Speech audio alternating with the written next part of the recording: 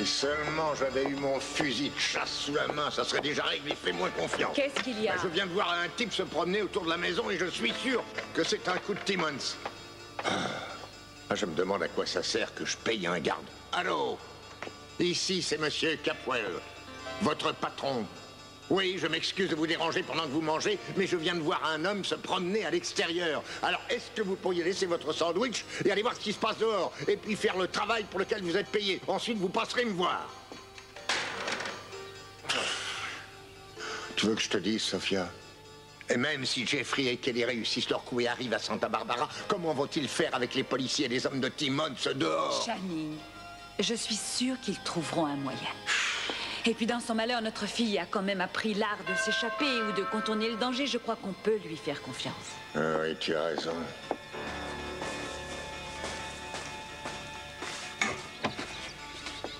Qu'est-ce que vous venez faire ici? Ce n'est pas dans mes habitudes de m'imposer chez les gens, mais là, je dois vous parler et je ne vous laisserai pas le temps de me claquer la porte au nez. Ah, qu'on n'a eu aucune nouvelle de Kelly depuis qu'on l'a eu au téléphone il y a quelques jours. On ne peut rien savoir. Oui, je vous remercie d'avoir pensé à m'appeler. Il dit avoir rencontré Jeremy Jones, l'avocat qui monte en flèche. Il sévit surtout dans le milieu du spectacle. Il lui a appris que Victoria Lane avait décidé d'arrêter toute activité professionnelle pendant 1 an. Quoi? Pourquoi? Personne ne le sait ou personne ne veut le dire. Oh, bien sûr. Alors tout le monde en fait un mystère, c'est ça? Une belle et jeune comédienne à la carrière prometteuse décide tout à coup de tout arrêter pendant 1 an. Ça m'étonnerait que les choses aient changé depuis que je ne fais plus ce métier. On peut toujours arrêter de travailler, mais la reprise n'est pas une partie de plaisir. Et ça, Victoria le sait. Oui, mais peut-être qu'elle espère ramener Cruz auprès d'elle.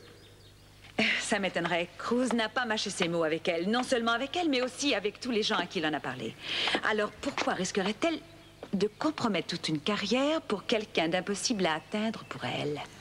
Peut-être qu'elle a Pourquoi décidé... a-t-elle envie de se sacrifier comme ça? Je ne sais pas, il lui faut peut-être un peu plus de confort personnel. Ce que le métier de comédien apporte à bien peu de gens. Je pense qu'elle veut se marier pour pouvoir fonder une famille. Elle veut un homme...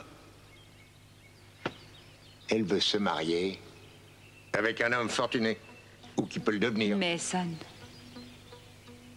Ça expliquerait son intérêt soudain. Tu veux que je te dise ce que je vais faire? Je pense que je vais avoir un entretien les plus instructifs avec une jeune comédienne qui a du talent.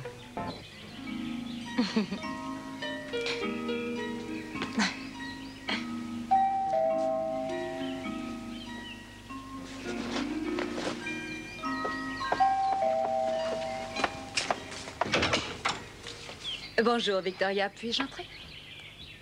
Excusez-moi, mais je n'ai pas le temps. Mais entrez quand même. Merci. Vous êtes venu me faire la morale après ce que j'ai dit à Channing? Non, en fait, je suis venue vous parler de vous.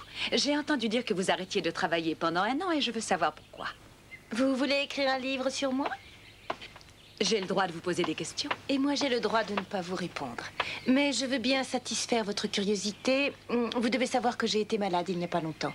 Oui, il paraît que vous êtes allé à l'hôpital, mais vous devez aller beaucoup mieux maintenant puisque vous sortez danser avec Mason. Alors ça, c'est quand même incroyable. Vous et votre mari, ou plutôt votre ancien mari, vous ne pouvez pas vous empêcher de vous mêler de la vie de ceux qui vous entourent. Mais vous avez le droit de trouver ça incroyable. Et moi, je suis en droit de me poser des questions parce que je m'inquiète pour ma famille en ce moment. Si vous dites ça pour Mason, vous savez déjà ce que j'en pense. Mais pour le reste de votre famille, je ne me sens pas concernée. Il me semble que vous avez posé des problèmes à ma fille Eden il n'y a pas si longtemps. C'est terminé. Vous pouvez dormir tranquille. Vous savez, Victoria, je crois pouvoir dire que c'est la première fois depuis longtemps qu'Eden va enfin avoir une chance de connaître le bonheur auquel elle aspire. Et je n'ai pas envie que quelqu'un vienne compromettre ça. Ça me fait plaisir de savoir que je peux être un obstacle au bonheur de votre fille. Je ne disais pas ça comme un compliment. Oui, je sais bien.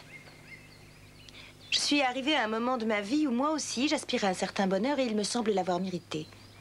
J'espère que les Capwell me laisseront tranquille pour que je puisse le connaître. Vous savez, Victoria, quand j'étais comédienne et que j'avais un problème d'ordre personnel, plus je travaillais et plus j'arrivais à m'en détacher. Aujourd'hui, je m'y prendrais de la même façon, mais pour vous, ça ne semble pas être le cas. Puisque vous le dites. Vous semblez vouloir vous jeter dans les bras d'un autre. Ça me paraît hasardeux. Il me semble que c'est plutôt à moi d'en décider. Même s'il s'agit de Mason? Ça me fait plaisir que quelqu'un parle de lui dans cette famille. Moi, je trouve que cet homme est merveilleux et qu'il mérite beaucoup plus de respect et de considération que sa famille veut bien lui en donner. Je vais vous demander de m'excuser. Il faut que j'aille marcher un peu. Ordre du médecin. Eh bien, merci d'avoir pris sur votre temps pour me recevoir. Je sais que votre patience a été mise à rude épreuve. Et comme vous en avez très peu,